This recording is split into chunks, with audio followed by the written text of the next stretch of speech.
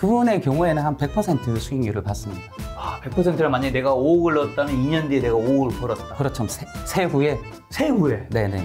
이야, 저 이제 관심이 생기기 시작하네요. 아, 네.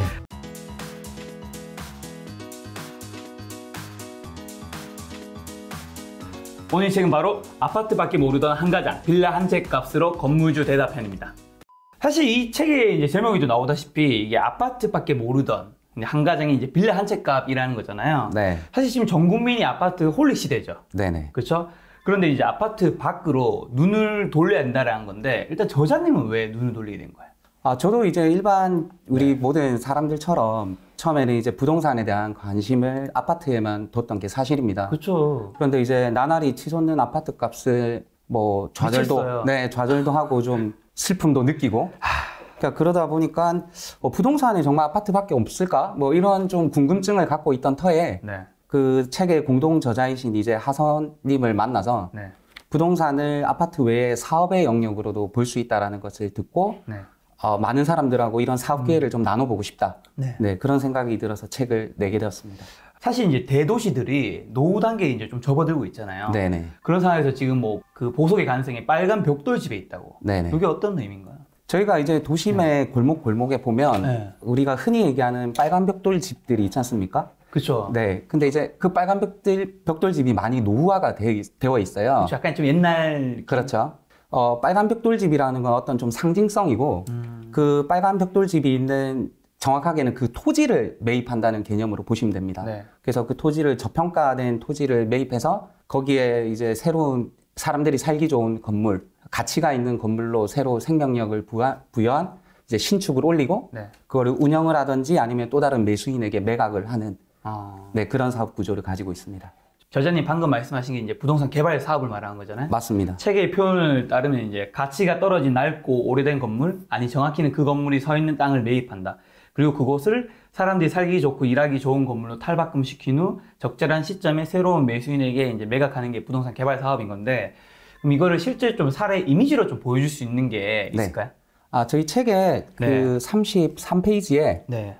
저희 실제 현장을 이제 올려놨거든요. 여기 어떤 건가요? 네, 지금 보시는 바와 같이 이제 1번 건물은 네. 우리가 보는 그냥 흔한 빨간 벽돌 집이죠. 네. 그러니까 그거 이제 공사를 준비하고 있는 거고, 이제 2번은 그 빨간 벽돌 집을 멸실, 즉 부순 상태죠. 아, 그렇네요. 네, 그래서 이제 토지가 된 상태에서 설계를 이제 기획 설계부터 이건 이제 본 설계라고 하는데 네. 이런 구조로 해서 지을 수 있겠다. 네. 그러니까 무턱대고 토지를 사서 바로 짓는 게 아니라 사전에 이 토지에 어떤 건물을 지을 수 있을지 이런 걸 다 설계를 해보거든요. 네. 네, 그것으로 설계한 대로 지어진 그 사진이, 네, 건물이 지금 4번 사진이죠. 실제로 이 이제 책이 공동 저자가 3명이잖아요. 네, 맞습니다. 그 3명 중에 1명이 이제 건물인 건가요? 그렇죠. 저희 하선 회원 공동으로 지금 소유하고 있는 건물입니다. 그렇군요. 이렇게 네. 실제로 이렇게 빨간 벽돌 집이 약간 옛날 집을 허무는 거를 이제 멸실이라고 하잖아요. 네네. 이걸 토대로 디자인을 해서 건물이 이렇게 만들어지는. 맞습니다. 이렇게 하면 이제 그 똑같은 땅인데 건물의 가치가 달라지는. 완전 다르죠. 알겠습니다. 요 수익률이 얼마인지는 좀 이따가 네, 엄청난 숫자를 듣게 되실 겁니다. 물어봐 드리도록 하고요. 네네. 근데 사실 부동산은 대한민국에서 아파트잖아요. 그렇죠? 일단 전 국민적으로 대중적으로는 저도 부정하진 않겠습니다. 네. 그리고 사실 사람들이 그런 얘기 많이 하더라고요. 단독주택은 잘못 물리면 네. 좀 골칫덩어리가 될 수도 있다고. 네네. 뭐 좋은 데는 상관이 없겠지만 네. 이게 뭐 허무맹랑한 소리는 아니잖아요. 동감합니다. 네. 네네. 근데 이제 제가 보는 관점에서는 네. 첫 번째로는 아파트가 이제 특히 서울 시내 중위 가격이 이제 10억까지 돌파했잖아요. 맞아, 얼마 전에 돌파했어요. 네, 그래서 흔히 이제 노동 수입으로는 아파트를 접근하기가 쉽지 않은 게 사실이고요. 맞아요. 그럼에도 불구하고 국민들이 이제 아파트에 관심은 너도 나도 이제 다 가지고 있는데, 단독주택을 사면 이렇게 물릴 수 있다 이런 얘기는 저는 좀 이런 시각으로 봤으면 좋겠어요. 그 단독주택을 살 때부터, 매입할 때부터 이 가격이 적정한지에 대한 판단이 있어야 되는데 주변에서의 어떤 권유나 그 판단이 불명확하니 소위 고가에 사면은 물리기가 쉬운 거죠. 근데 이제 그것을 반대로 말하면은 분석이 잘 된 단독주택을 상대적으로 저가에 매입을 할 수 있다면 그만큼 상대적인 시세 차익을 누릴 수도 있는 거고요. 실제 보니까 책에서 아파트보다 더 오른 부동산이 있다고. 정확하게는 이제 아파트보다 더 오른 부동산이라는 말씀보다는 네. 저희 그래프에서 이제 보시는 것처럼 네. 기본적으로 우리가 아파트에만 다 집중하고 있을 때 네. 단독주택의 지가도 계속 같이 올라가고 있던 게 사실이거든요. 그러니까 그래프가 사실은 거의 지금 같은 패턴을 가지고 있습니다. 네. 그런데 이제 박근혜 정부 때 이때 보시면은 아파트 가격은 일시적으로 좀 추락했죠. 네네 매매 가격이 이제 하락을 했는데 그에 반해서 단독주택 가격은 유지를 하고 있거든요. 이 도표로 드리고 싶은 얘기는 아파트가 가격이 오르는 것처럼 단독주택도 당연히 같이 매매가 상승하고 그리고 어떤 외부적 충격이 있을 때 차라리 그것을 방어할 수 있는 게 단독주택이 좀 더 나을 수도 있다. 그런 거를 좀 말씀드리고 싶어요. 아니 저는 이번에 이걸 보고 처음 알았어요. 단독주택이 아파트보다 이 가격이 어쨌든 비슷하게 우상향하는데 네네. 좀 변동성이 작네요. 그렇죠. 그 이유는 땅 때문인 건가요? 그렇죠. 제가 볼 때는 아파트는 여튼 많은 그 진입 장벽이 좀 낮다 보니까 많은 분들이 참여를 하고 있지 않습니까? 그래서 심리적으로 단독주택보다 좀 더 흔들릴 수 있는 여지가 많이 있는 거죠. 그런 부분 때문에. 네네. 근데 저는 사실 여기서 조금 안타까운 사실을 발견했어요. 어떤 부분이 그러셨어요? 그 참여정부와 문재인 정부 때 부동산 정책 규제를 했잖아요. 네. 가격이 폭등을 하네요. 네. 그리고 이명박 정부와 박근혜 정부 때 부동산 정책 완화를 했네요. 네. 가격이 좀 추락하거나 정체. 네. 이게 정부가 규제를 하면 할수록 가격이 오른다라고 걸 보여주는 이제 이미지이기도 하잖아요. 맞습니다. 그러니까 그게 이제 제가 정책이 어떻게 잘 됐다, 나쁘다 이제 뭐 이런 말씀을 드리기보다는 지금 김 작가님 말씀하신 것처럼 이거는 이제 팩트니까 그거에 이제 기반해서 말씀을 드리면은 어쨌든 좀 시장에 돈을 많이 푸는 그러니까 복지를 좀 지향하는 정부가 들어서면 시장에 돈이 많이 풀릴 수밖에 없기 때문에 그 실물 자산은 좀 상승을 가져올 수밖에 없는 것은 좀 역사적으로는 좀 나와 있는 이야기고요. 그리고 두 번째로는 이건 개인적 사담입니다만 규제로서 이 시장의 어떤 그 재화의 가격을 통제할 수 있다라는 것이 저는 조금은 힘든 이야기가 아닐까 저는 그런 생각합니다. 어느 정도의 규제는 필요하겠지만 조금 뭐 위험한 발언일지는 모르겠으나 그렇게 생각합니다.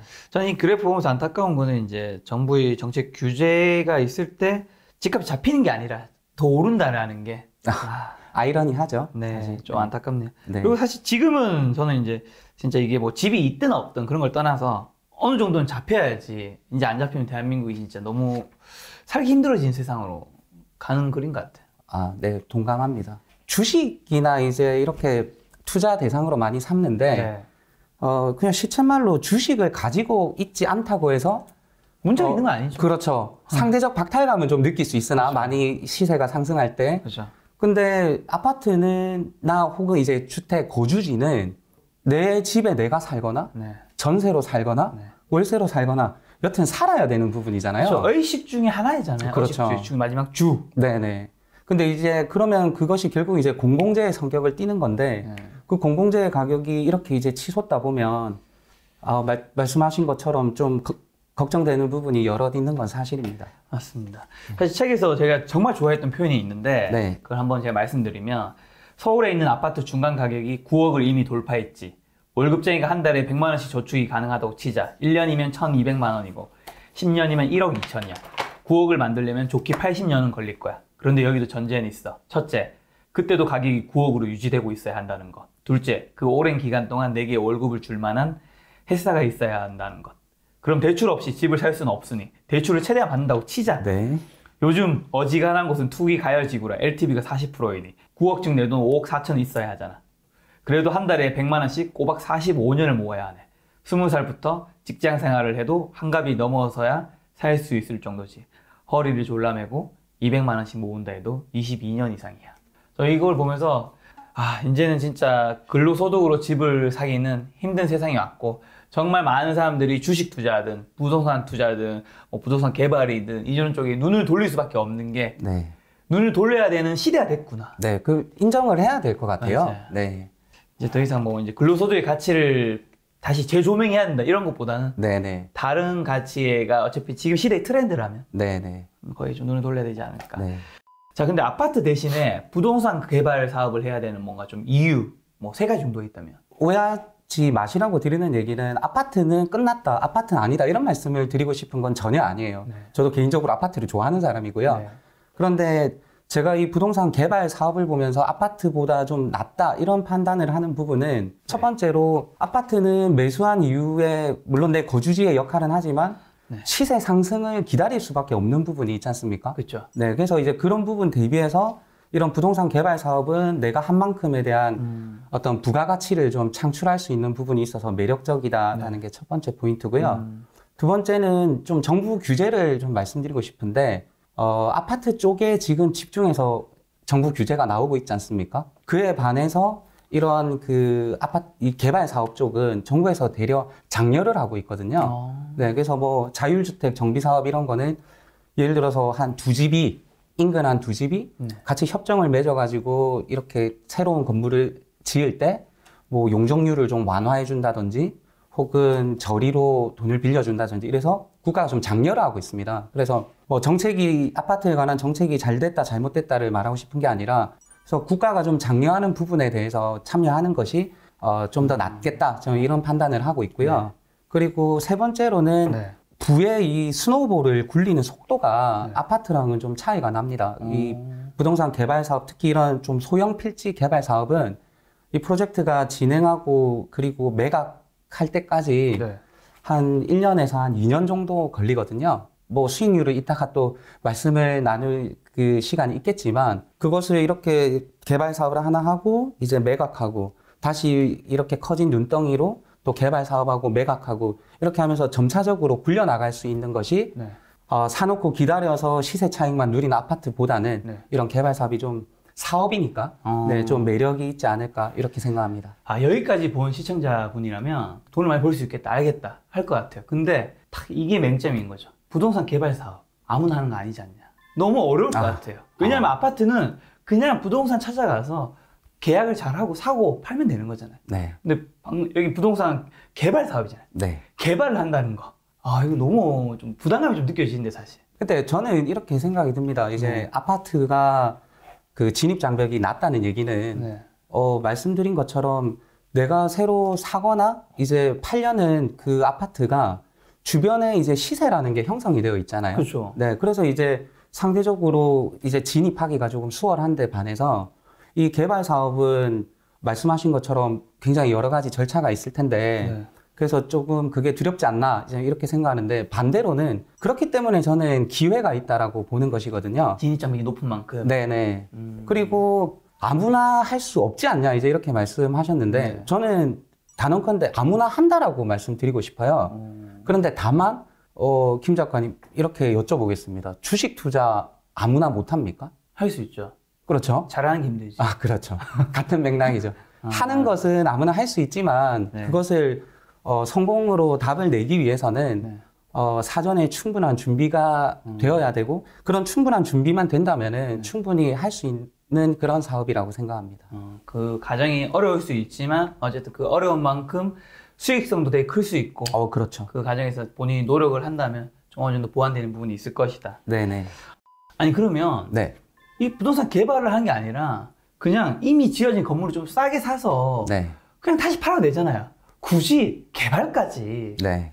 이건 좀 어떻게 생각하세요?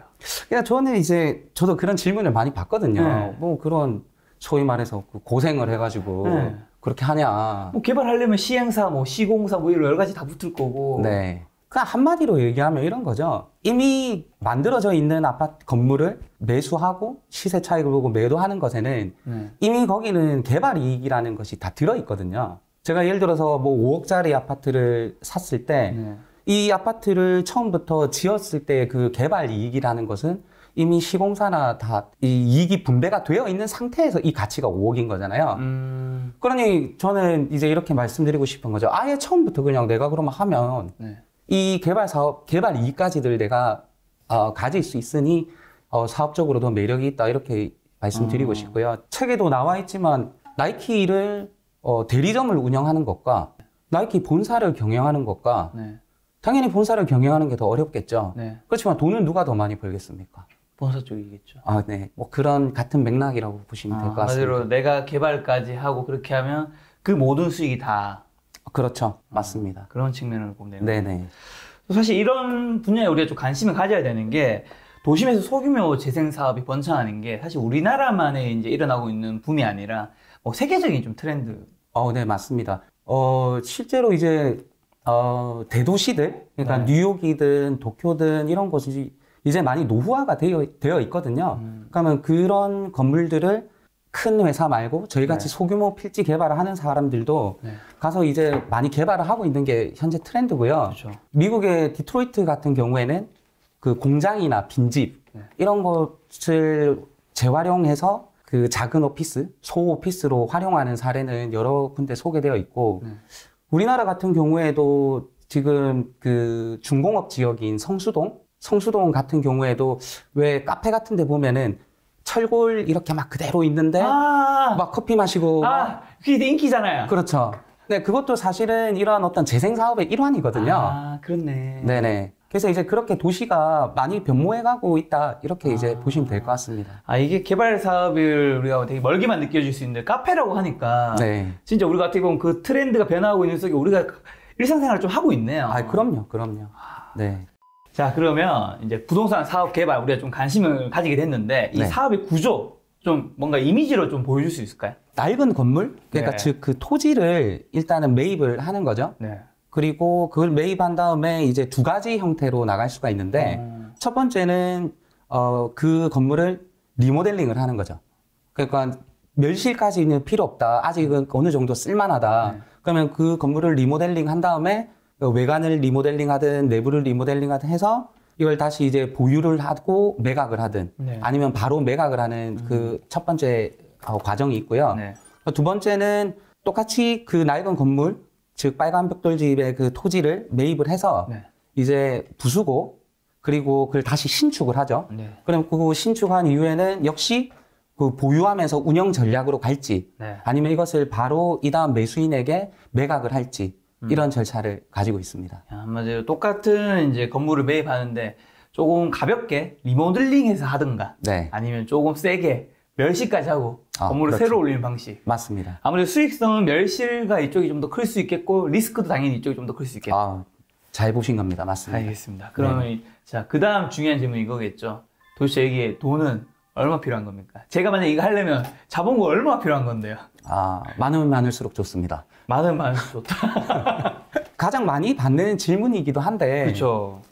물론 지역이 어디냐에 네. 따라서 당연히 차이는 있겠죠. 네네. 그런데 이제 지금 좀 중심으로 보고 있는 어떤 서울 권역 내에서는 네.